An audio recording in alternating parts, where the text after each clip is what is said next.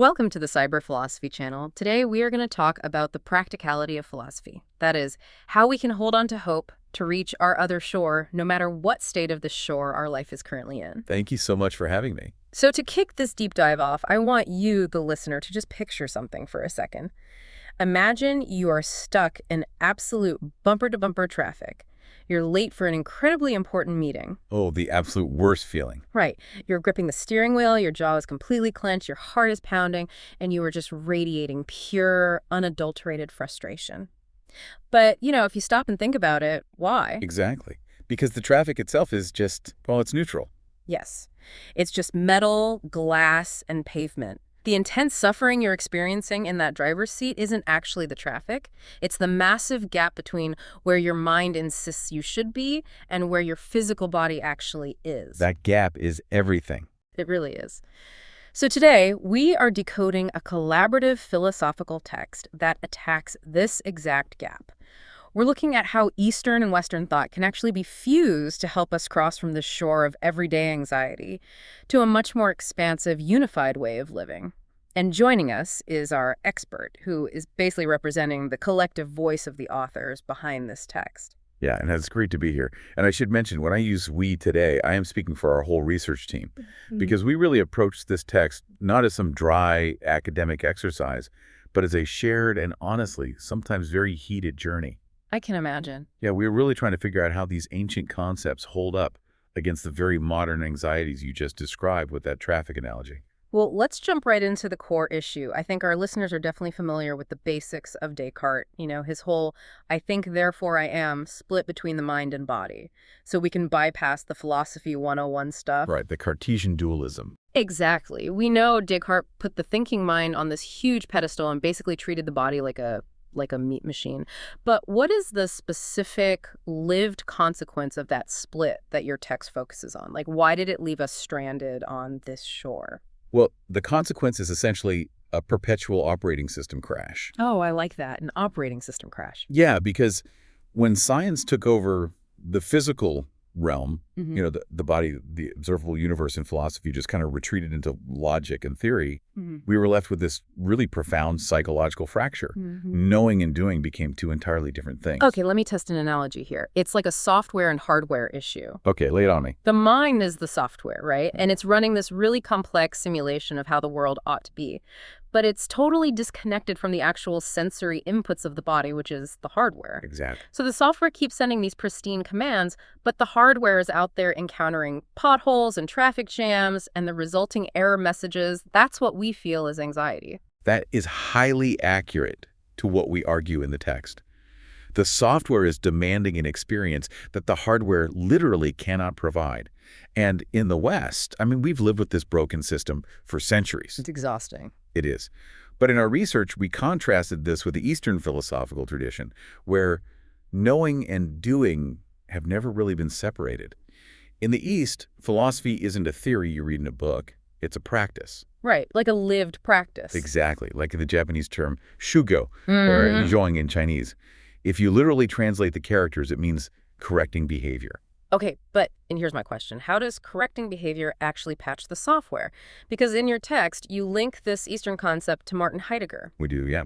Now, Heidegger is famous for phenomenology, which is a word that gets thrown around a lot, but is, let's be honest, rarely explained clearly. How does his phenomenology help fix this system crash? That's a great question. Let's define phenomenology first, because it was really crucial to our work. Instead of studying abstract concepts or, objective scientific measurements, phenomenology is the rigorous study of lived experience. Like how things actually feel. Exactly. It asks, how do things actually appear to us in our everyday consciousness?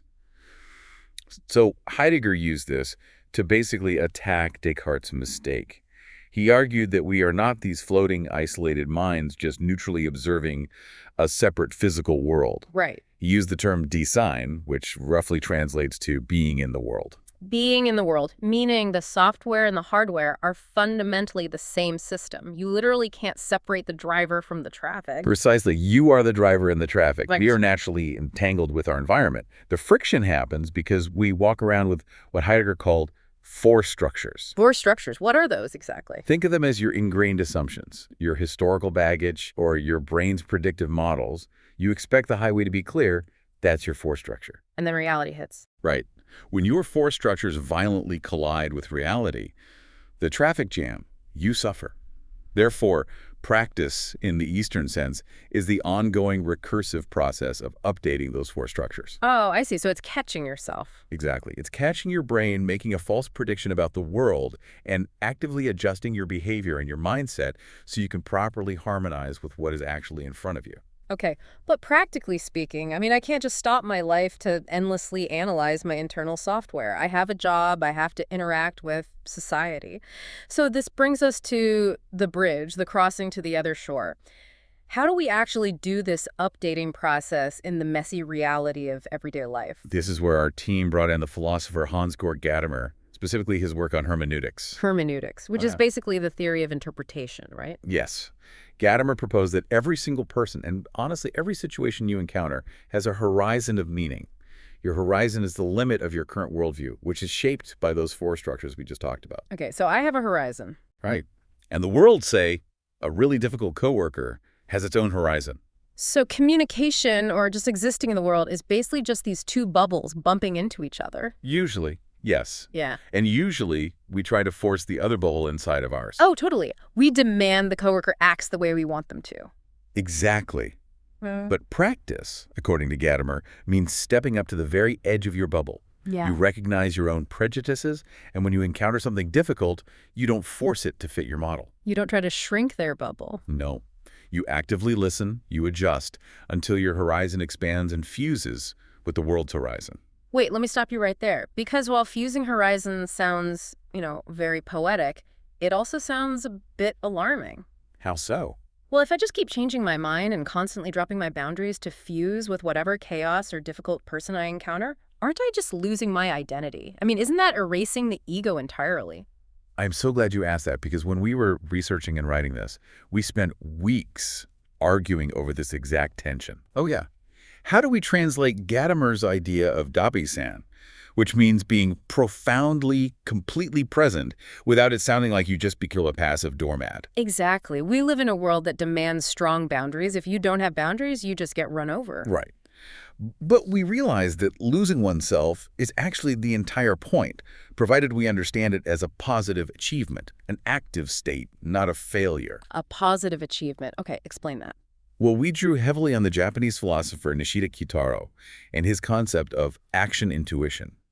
Erasing the ego doesn't mean becoming weak. It means removing the lag time between your perception and your action. So relying on intuition. But usually philosophy demands logical rigor. Isn't relying on intuition exactly what gets us trapped in our own biases in the first place? It would be if it were just a gut feeling. But intellectual intuition is different. How so? Think of a master jazz pianist in the middle of a really complex improvisation. They aren't sitting there thinking, okay, I need to move my left index finger to an E flat. Right. If they think about it, they mess up. Exactly. If they think about the action, they stumble. The ego, that narrating I in their head, is completely gone. There's absolutely zero gap between their will and their action. Oh, wow. The musician and the instrument are a single fused horizon. When you lose that rigid, anxious ego, you don't become nothing. You become fully integrated with the action. That reframes it completely. So the friction is the ego resisting the instrument. And when you drop the resistance, the friction just vanishes. Just got it. So if we manage to hit this flow state, if we fuse these horizons, what does this actually look like for the listener? Is this what we call enlightenment? Because typically, enlightenment is sold to us as this ultimate finish line. Oh, yes, the mountaintop trope. Right. You meditate for 20 years, you reach the other shore, and suddenly you never get angry at traffic again. You just float above it all. That is a dangerous misconception, and we were very, very careful to dismantle it in the text. Enlightenment, or Satori in the Zen tradition, is not a linear progression where you just check boxes until you suddenly level up and glow in the dark. Okay, so what is it? It is a non-linear leap. It is a sudden, radical expansion of how you perceive the world. A nonlinear leap. How does that actually manifest in everyday behavior, though? To explain the mechanism of this, we highlighted a really profound distinction made by the 13th century Zen master Dogen. Dogen. Okay. Delusion is when I turn the Dharma. I turn the Dharma. Meaning what? Meaning, I am exhausting myself trying to force the universe, the ultimate truth, to revolve around my specific ego and my force structures. Ah, so I turn the Dharma is me honking my horn at the traffic, demanding that the cars just magically disappear because I'm late. Yes, you are trying to turn the world. But enlightenment, Dogen said, is the Dharma turns me. The Dharma turns me. It is allowing the natural truth of the world to move you. You recognize the traffic, you accept it as the absolute reality of the present moment, and you adapt seamlessly. I see the logic, I really do. But let's pressure test this. Because Dogen was a monk, right? Was. Does this philosophy demand we retreat to a temple to practice letting the Dharma turn us? Like, how does a busy professional with a screaming toddler actually experience this? That is the most vital question, and it's exactly why we included a very specific historical story about young Dogen to prove that this isn't about monasteries at all. Okay, let's hear it. So when Dogen traveled to China to study Buddhism, he arrived with his own really intense force structures. He believed that the real practice of philosophy was reading ancient scrolls, debating high logic, and doing complex seated meditations. Right, the intellectual stuff. Exactly. But one day, he comes across the old temple cook, the Tenzo, and this old man is working under the blazing, brutal sun, physically exhausted, just drying mushrooms on the pavement. Frying mushrooms. Yeah. And Dogen is totally baffled. He asks the cook, "Why are you wasting your time doing this menial chore? You're an old man. Have an assistant do it and go inside to study the texts." So Dogen literally thought the chores were a distraction from enlightenment. He did. And the old cook just laughs at him. He tells Dogen, "You have absolutely no idea what practice is." Oh, wow. And that moment completely shattered Dogen's worldview. He eventually realized that just sitting, which is the core of Zen, isn't about locking your body in a lotus posture. It's about an unwavering, total presence in whatever you are doing. So the cook wasn't just doing a chore. No, the cook had perfectly fused his horizon with the task. There was no internal voice complaining about the heat, no ego wishing he was inside reading a scroll. He was in a state of intellectual intuition with those mushrooms. Okay, so let's map that mechanism onto the modern listener dealing with a screaming toddler. The suffering isn't actually the sound of the crying. No. The suffering is the parent's internal software saying, the house should be quiet right now. I should be relaxing on the couch. Exactly. The delusion is I turn the Dharma, trying to force the baby to fit your expectation of a peaceful evening. Fusing the horizon means dropping that force structure entirely. You just accept the noise. You accept the noise and the child's distress as the absolute, objective reality of the current moment. You aren't resisting the noise, you are simply responding to the child's need. When you drop the resistance, the friction just disappears. True Zen is practiced in walking, standing, sitting, writing emails, and holding crying babies. That makes the other shore highly accessible, which is amazing. But it also raises a major concern for me. What's that? Well, if enlightenment is this continuous recursive cycle of expanding our world through everyday tasks, constantly adjusting to the toddler, the traffic, the emails, is it just an endless treadmill? I mean, Gadamer said interpretation is infinite. Do we ever actually arrive at the other shore, or are we just eternally swimming? This was easily the deepest water our research team waded into.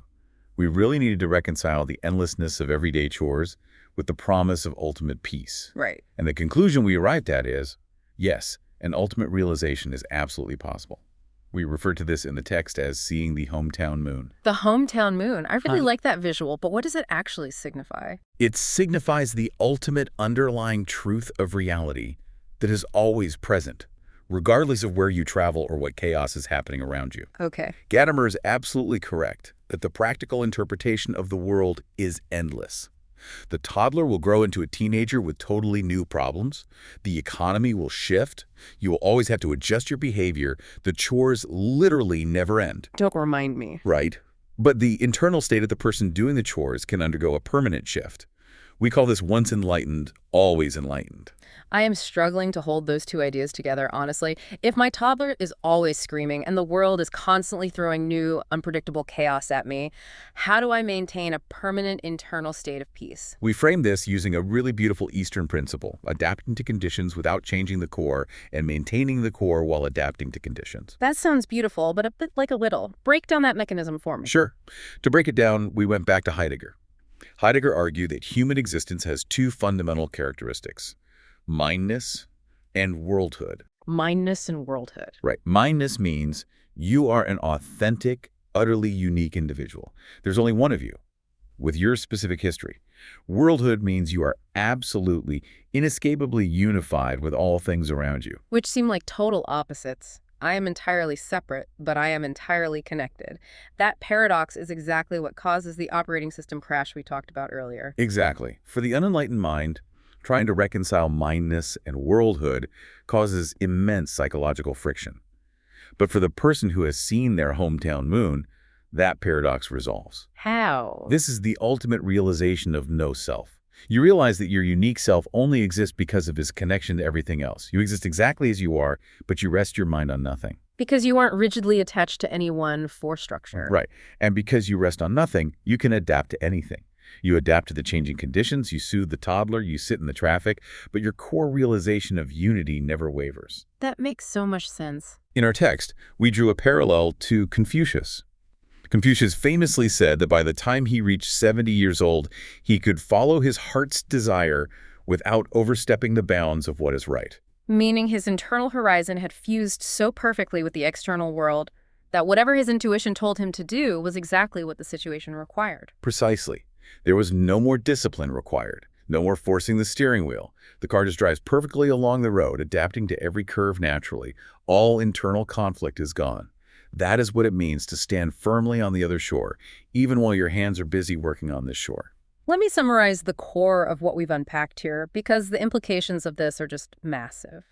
What your collaborative exploration proves is that we don't need to invent some highly complex, brand new metaphysics to unite East and West, or to cure modern anxiety. No, we really don't. Whether we are utilizing Dogen Zen or Heidegger's phenomenology, they are ultimately mapping the exact same human capability.